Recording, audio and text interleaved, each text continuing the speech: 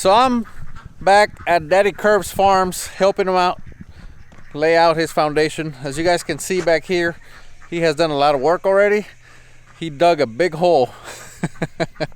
And you know what they say, when you find yourself in a deep hole, stop digging. So he called me out here. He wants me to look at what he's been doing and make sure that he's going in the right direction. So that's what I'm gonna do here today. I'm gonna help him out. We're gonna look at this site and make sure that he's doing it right, because it would be really bad if he did it wrong, because he's done a lot of work. So anyway, let's go check it out.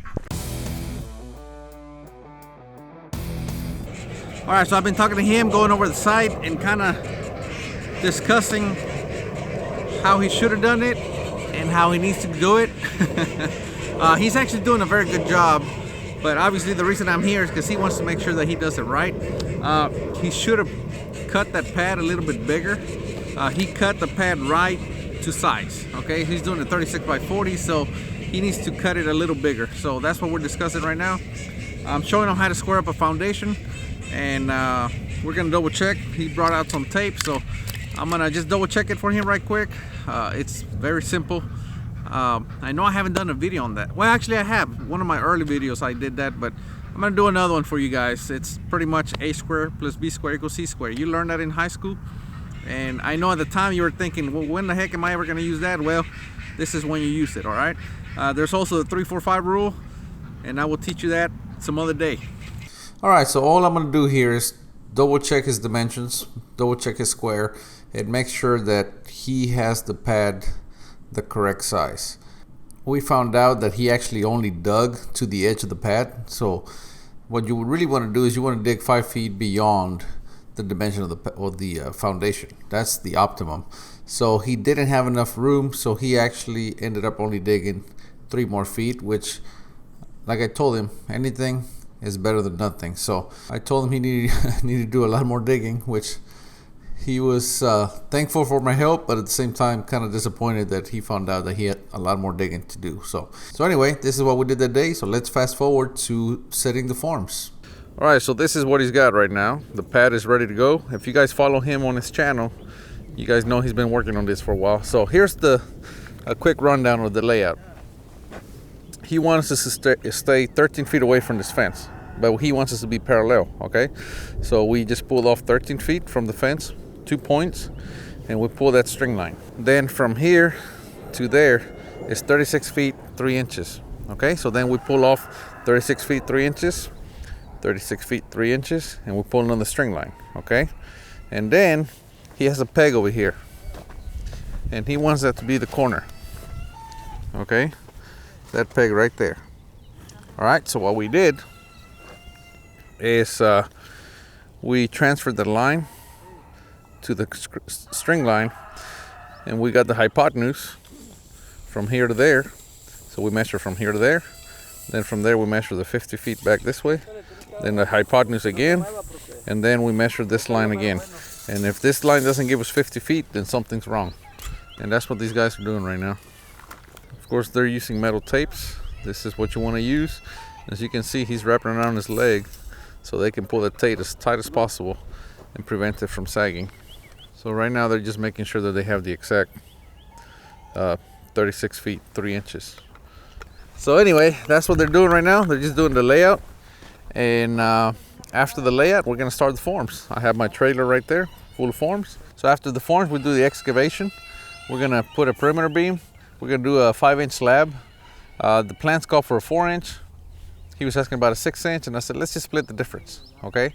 The plans also call for a rebar at 24-inch spacing, which it's a bit far for me, and I said, look, you can go 12-inch spacing for not that much more money. So that's what we're gonna do. We're gonna go 12-inch spacing on the rebar. We're gonna go 18-inch perimeter beams. Of course, he already did all the work by compacting the soil really good. Again, link to his channel where he's been doing all this work if you want to see what he did. But bottom line is he dug down about 4 feet, and he did what they call remove and replace. He removed the bad soil, replaced it with good soil, packed it all down. So the soil has been stabilized very well, so I'm not worried about that. We don't have to put in here such a beefy foundation because he did a lot of the work by stabilizing the ground. So anyway, we're gonna keep working here, and I will keep you updated. So as you guys saw, they're verifying the dimensions. Now they're doing the hypotenuse. Again, we prefer to figure out the hypotenuse. I know a lot of guys, they either use the 3-4-5 rule, or a lot of times they just get their dimensions and they just cross measure and make sure that they're both the same. That works, but it's not the most precise method. So this is the most precise method. Get your dimensions, do your a squared plus b squared equals c squared, get your hypotenuse, and if you're not getting your hypotenuse, something's wrong. So anyway, and once you get used to it, you can do pretty fast. All right, so it's the morning of the pour. We are here with DaddyKirbs, DaddyKirbs Farms. We got the pump set up. As you guys can see, everything's ready to go. The concrete truck is backing up as we speak, and we're gonna get this thing poured. All right, so here's the slab ready to go. We got all the rebar tied, all the rebar bricked up. They are checking level right now with the laser to make sure everything's fine. And they are adding some vertical pins to this to these piers right here. These pads that we have. He's gonna have some columns here, so we're adding some more reinforcement.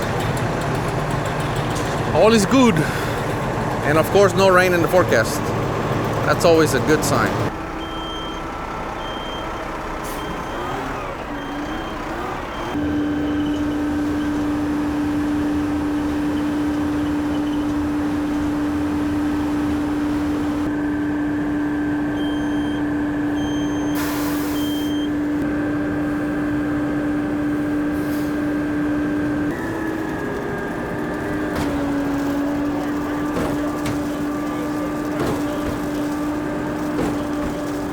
All right, so looks like the pump is plugged up. So what they're doing right now, they're trying to drain the concrete back to the hopper. And as you guys can see, back here the hopper, they're dropping a lot of concrete on the ground. Now they're gonna have to dump that concrete out.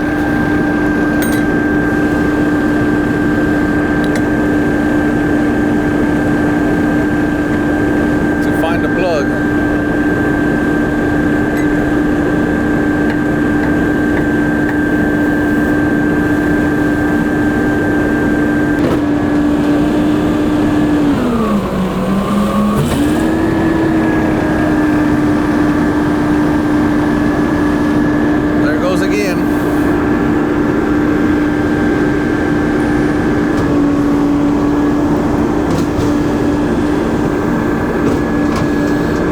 Do that to try to bring push the concrete back through.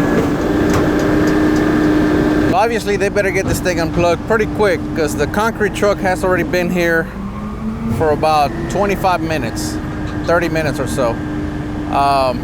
If they don't get it unplugged real quick, that concrete's gonna start to get hard.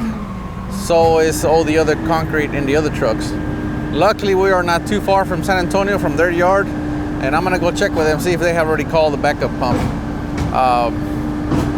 Again, because of the space here, we don't have a lot of space. They can't just get any pump. They have to get a small pump, otherwise they can't get in here. So we may be in trouble.